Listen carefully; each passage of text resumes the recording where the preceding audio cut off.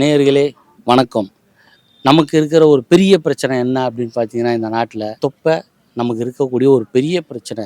இதுக்காக நம்ம 1008 விஷயங்கள செய்கிறோம். வாக்கிங் போகிறோம், உணவு கட்டுப்பாடு, ஜிம்முக்கு போகிறோம். இந்த மாதிரி நிறைய விஷயங்கள நம்ம பண்ணுறோம். ஆனால் நம்ம கூட மிஸ்டர் விஜய் இருக்காரு. இவர் ஒரே மாசத்துல, அதாவது பிரெக்னன்ட் லேடி மாதிரி இருந்த அவருடைய தொப்பைய ஒரே மாசத்துல தொப்பையை குறைச்சி உலக கின்னஸ் புத்தகத்துல இடம் பெற்றிருக்காரு. எப்படின்னு அவர்கிட்டயே கேட்டு நம்ம தெரிஞ்சுப்போம் வாங்க.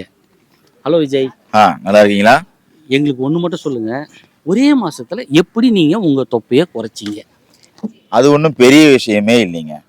நீங்க காலையில எழுந்து வாக்கிங் போகணும், ஜிம்முக்கு போகணும், சாப்பாடு அதை தான் சாப்பிடணும், இதை தான் சாப்பிடணும் அப்படின்லாம் ஒண்ணுமே கிடையாது.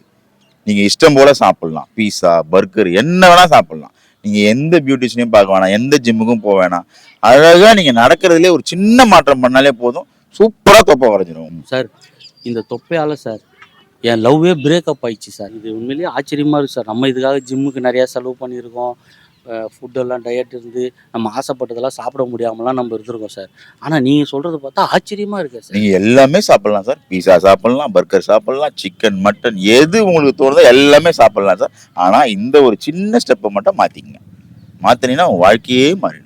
ட்ரை பண்ணி பார்க்குறேன் சார். விட்டுட்டு போன உங்கள் கேர்ள் ஃப்ரெண்ட் கூட திரும்பி வர கூட வாய்ப்பு இருக்குது சார். பார்த்து இதே நானும் குறைக்கலான்னு பார்க்குறேன் சார். என்னால் முடியவே இல்லை சார். நீங்கள் எப்படி சார் குறைச்சிங்க? அந்த ரகசியத்தை சொல்லுங்கள் சார். இந்த சஸ்பென்ஸை உடைங்க சார். எங்களால் தாங்க முடியல சார். இருங்க, அதை சொல்ல தானே வந்திருக்கேன்.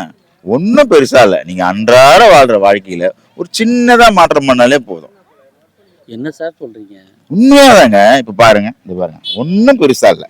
நீங்கள் அன்றாட எப்படி நடப்பீங்க? இந்த பாருங்க, இப்படி தானே நடப்பீங்க. ஆமாம். அதை நல்லா பார்த்துங்க. இப்படி இப்படி நடந்தீங்கன்னா உங்க தொப்பை ஒரே மாசத்துல புஷ்ஷுன்னு இறங்கிடும். இந்த மாதிரி நடந்தாக்கா நமக்கு தொப்பை குறையும்ன்றீங்களா?